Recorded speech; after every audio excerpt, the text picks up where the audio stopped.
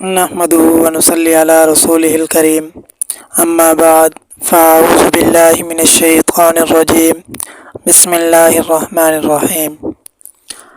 آج کی ویڈیو میں ہم بات کریں گے کہ اگر کوئی شخص خواب میں دیکھتا ہے کہ اس نے کسی کو سولی پر چڑھایا ہے تو اس کی تعبیریں کیا ہیں مختلف۔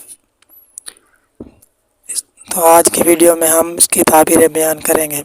اس سے پہلے میں آپ حضرات کو ایک واقعہ سناتا ہوں تعبیرات سے متعلق کہ علامہ ابن سیرین رحمۃ اللہ علیہ نے فرمایا کہ ایک دن ایک شخص میرے پاس آیا اور اس نے کہا کہ میں نے خواب میں دیکھا ہے کہ ایک آدمی کے دونوں ہاتھ کاٹے اور دوسرے کو سولی پر چڑھایا۔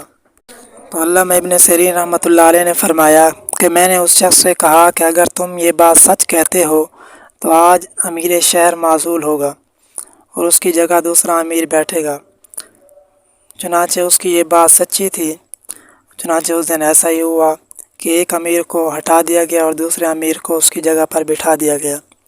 حضرت ابراہیم کرمانی رحمۃ اللہ علیہ نے فرمایا ہے کہ اگر کوئی شخص دیکھے کہ کسی کو سولی پر چڑھایا ہے اور لوگ نظارہ کر رہے ہیں، دیکھ رہے ہیں کہ کیسے سولی پر چڑھا رہا ہے، تو دلیل ہے کہ اتنے لوگوں پر سردار ہوگا، اور اگر دیکھے کہ کوئی اس کا نظارہ نہیں کرتا، دلیل ہے کہ شرف اور بزرگی پائے گا، لیکن دین کے راستے میں بے نصیب ہوگا اور فاسق اور گناہ گار ہوگا۔